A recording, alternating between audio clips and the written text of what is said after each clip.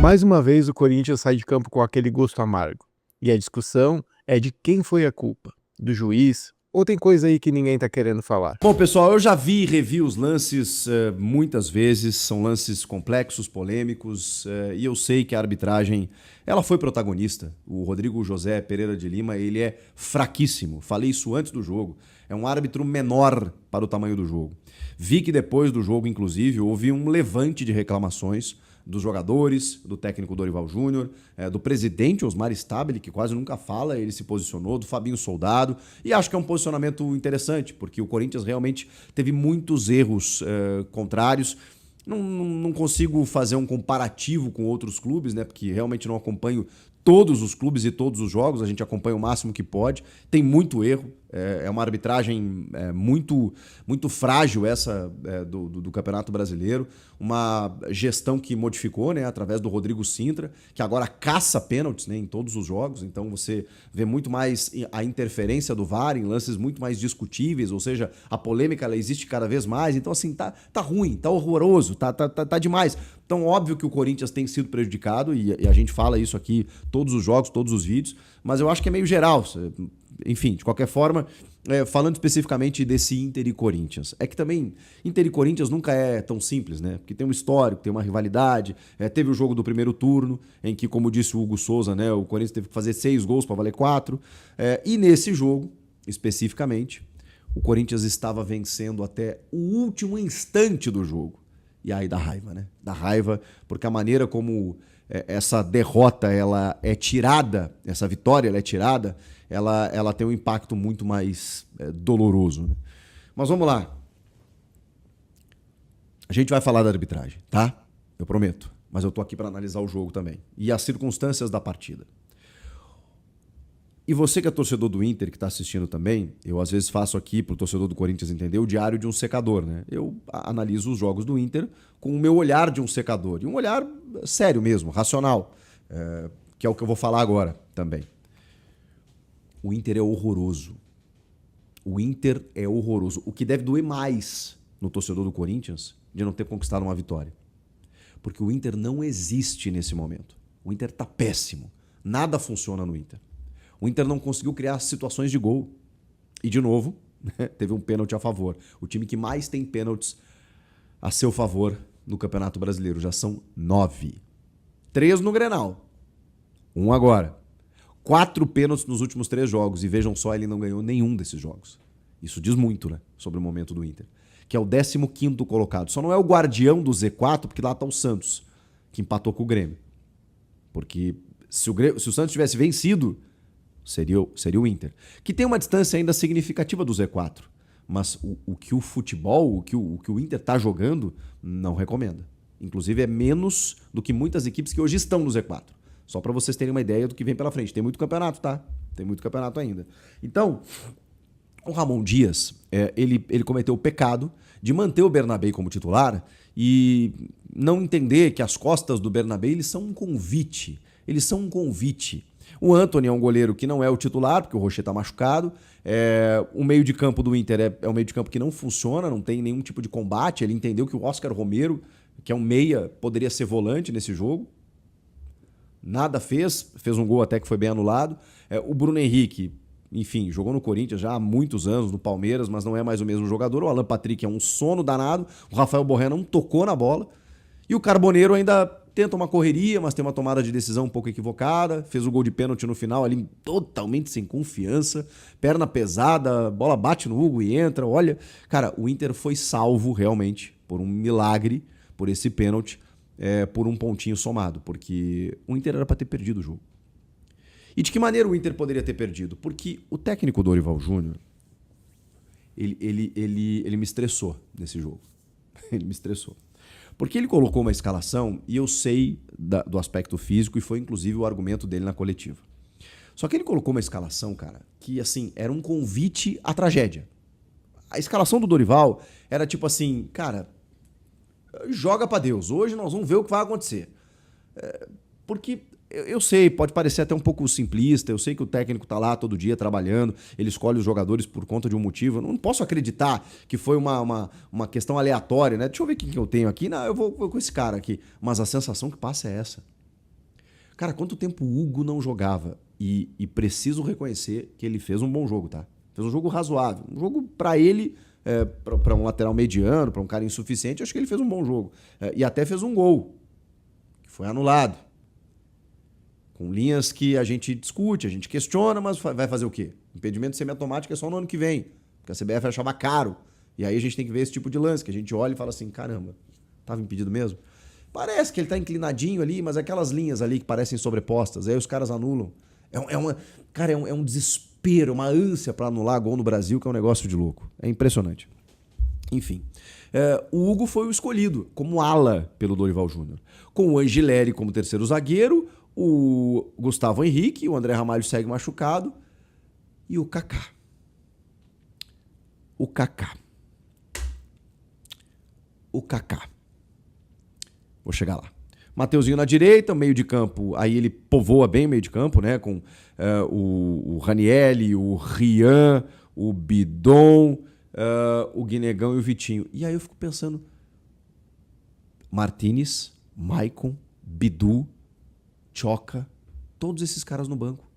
Eu sei que tem jogos de 3 em 3 dias, eu sei que eles jogaram no domingo, jogaram agora na quarta, vão jogar no sábado, mas, cara, o jogo contra o Inter, no Beira-Rio, o Inter pressionado, era jogo para vencer. Mas tá bem, o Dorival ainda estava saindo com a vitória. Ele ainda quase teve a sorte ao seu favor, porque ele escala um ornitorrinco tático e, cara, tava dando certo, porque o Inter tá tão mal que o Corinthians poderia ter vencido. E vencido por mais, se tivesse um pouquinho mais de ousadia no jogo.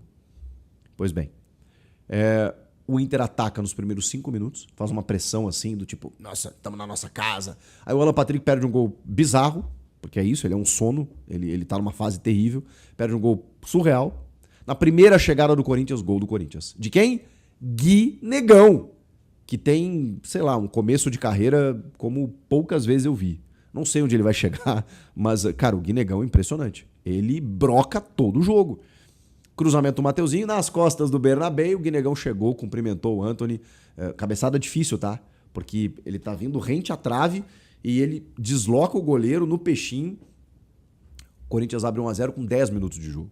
10 minutos de jogo. E estaria fazendo 2-0 num lançamento maravilhoso do Breno Bidon, que, aliás, de novo, mandou no meio-campo, assim como fora contra o Flamengo no primeiro tempo. Hoje ele também mandou no jogo o Breno Bidon. Que jogador que tá evoluindo cada vez mais, tá ganhando confiança, tá acreditando mais no próprio potencial. Isso é mérito do Dorival. Eu vou criticar o Dorival por outras questões nesse jogo, mas isso é mérito dele. Ele lançou o Guinegão, ele recuperou o Bidon, ele entendeu que o Bidon era um substituto pro Garro, ele recuperou o Maicon. Acho que o Maicon vem fazendo bons jogos e por isso hoje eu não entendi a reserva, sequência de jogos e tal. Difícil, cara. Quando você descaracteriza um time que já é complicado em termos de elenco, é óbvio que você sofre mais, né? E ele correu muitos riscos, mas ele tava ganhando o jogo ainda assim, veja só. Porque eu não posso analisar só o resultado, né? E talvez a gente cometesse esse erro de dizer assim, o Corinthians ganhou, mas, cara, ele cometeu um risco danado quando ele fez isso. Mas ok, é porque eu tenho que analisar que do outro lado o adversário também está numa fase terrível. E também por isso o Corinthians se sobressaiu. O Dorival acho que não, que o Corinthians jogou muito. Não foi o Inter que jogou mal. Não, o Inter tá mal, o Inter tá mal. E o Corinthians se aproveitou disso, ponto, verdade. Bom, o Corinthians sai na frente, o Inter não consegue agredir, não consegue ameaçar, não consegue reagir, não consegue fazer nada. Aí no segundo tempo o Dorival mete a cavalaria, né? Aí bota Bidu, Maicon, Martinez, Romero... Porque o Thales Magno, ele tá meio que rifando, né? Contra o Flamengo, ele falou assim, bom, quem é que tá sofrendo aqui? O Thales Magno, que tá sendo vaiado. Bom, vou botar ele aqui. Não vou botar o Romero, né? Pra não complicar a vida dele. Aí, não, o Thales Magno, putz, ele foi muito mal, não sei o quê. No próximo jogo, não. Então vou botar o Romero. Porque realmente eu entendo que ele não tem tantas opções. Eu entendo isso. Mas, cara, tá difícil. Tá difícil cada vez mais de apostar nesses dois. Tanto no Thales quanto no Romero. E aí, na defesa... O Dorival foi questionado sobre o João Pedro Choca.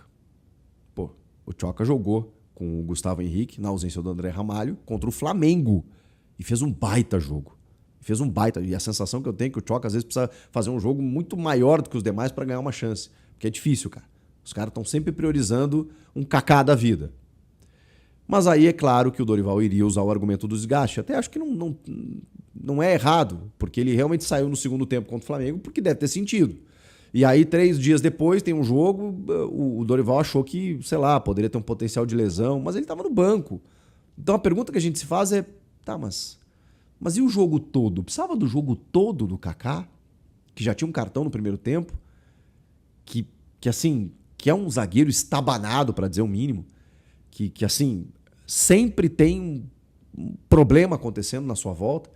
Você vai deixar o Kaká o tempo inteiro mesmo com o Tchoca no banco? Tá bem, você não quer usar o Tchoca. E o Ranieri, que inclusive contra o Flamengo foi um híbrido de zagueiro volante. Jogou como terceiro zagueiro, não o Angelelli, o Ranieri. Por que não baixar o Ranieri e aí botasse o André, por exemplo, no meio de campo, ou o próprio Dieguinho? Ele tinha opções. Qualquer um, menos o Kaká. Vocês sabem por quê? Porque o Kaká, ele é um convite ao desespero. O Kaká, ele sempre apronta alguma coisa. O Kaká é inqualificável, gente. O Kaká não tem condições de vestir a camisa do Corinthians e de vestir a camisa de muitos clubes da Série A do futebol brasileiro. O Kaká é grosso, gente. Ele é terrível. Um momento ou outro ele vai fazer um gol de bola aérea ofensiva, mas depois ele vai fazer um gol contra. Depois ele vai cometer um pênalti. Depois ele vai fazer uma falta na entrada da área. Depois ele vai tomar um cartão desnecessário. Porque ele não tem condições de jogar em alto nível. Ele não tem condições de jogar com a camisa do Corinthians num jogo como esse contra o Inter. Aí o Dorival foi questionado, e eu entendo, mais ou menos, ele querer dar moral, mas ele, não, eu confio no Kaká. Aí acabou, né, gente? E é isso. A culpa não é só do Dorival, é de quem contrata. Aliás, de quem contrata pagando 24 milhões de reais e não paga os 24 milhões de reais. Ou seja, o Kaká ainda pode gerar um transfer ban para o Corinthians. O Kaká, que teve uma meta ridícula de jogos no ano passado, obrigando o Corinthians a comprá-lo do Tokushima Vortis lá do Japão por 24 milhões de reais. Este zagueiro. Aí você deve estar assim, pô, mas o Chico tá maluco, eu queria ver ele rasgar a arbitragem aqui e ele vem me falar do Kaká e do Dorival. Pois bem, cheguemos, como diria o outro, no pênalti derradeiro no último instante do jogo. É óbvio que o jogo já tinha terminado, mas isso vale pro Corinthians também, tá? Porque eu não posso... Gente, assim, eu vou criticar a arbitragem, mas eu não posso passar pano pro Corinthians, cara. Eu não posso passar pano por um amadorismo do time e do treinador. De novo, como aconteceu no passado em Itaquera, vocês vão lembrar. Tomou um gol no final do Inter também, deixou de ganhar o jogo. De novo a mesma coisa. Cara, acabou o jogo, o Romero perdeu uma bola no ataque. A bola voltou, aí ele voltou, não sei o que, lateral pro Inter. O juiz olhou pro relógio, já tinha dado os 51 dos 6 minutos de acréscimo. Ele poderia ter terminado o jogo, ele poderia. Mas aí, o que eu quero dizer pra vocês? Quando o cara, ele tá afim do problema, e o Rodrigo Pereira, ele parece que gosta do problema, ele parece que gosta do problema. Vou colocar dessa maneira, ele gosta do problema. É óbvio que ele poderia ter terminado o jogo ali. Nem ia se complicar. Não ia se complicar. Mas, pela regra, o árbitro ele não precisa encerrar o jogo no momento em que dá o acréscimo do cronômetro lá. Não precisa. Aquilo ali é um mínimo que ele coloca para acrescer ao jogo. Tá, então, Chico, então não precisa. Não precisa, para sinalizar, ó, eu vou dar pelo menos 5. E muitas vezes ele cumpre 5, 6, o número que bota ali. Mas ele pode esperar o lance concluir. Qualquer lance. Normalmente o que acontece, o bom senso aí, são coisas que não estão no papel, gente. O cara tá numa zona morta ali, ele apitou o jogo, acabou, beleza. Muitos terminam até antes disso, faltando alguns segundos. Não vou me complicar aqui, vou terminar o jogo. Ele poderia ter feito isso? Poderia. Deveria ter feito isso? Deveria. Não fez. E, infelizmente, não infringiu nenhuma lei. Deixou o jogo seguir, teve um enrosco lá do Bruno Henrique com o Kaká. Ele vai encerrar, só que aí, pelo protocolo, ele não pode encerrar antes da revisão do VAR. Não pode. Ah, mas o jogo já terminou faz tempo no cronômetro, é aquilo que eu falei pra vocês. Ele não precisa terminar ali. Só que naquele momento, aí é que ele não pode terminar. Porque se ele apita, não tem a revisão do VAR. E aí ele fere o protocolo.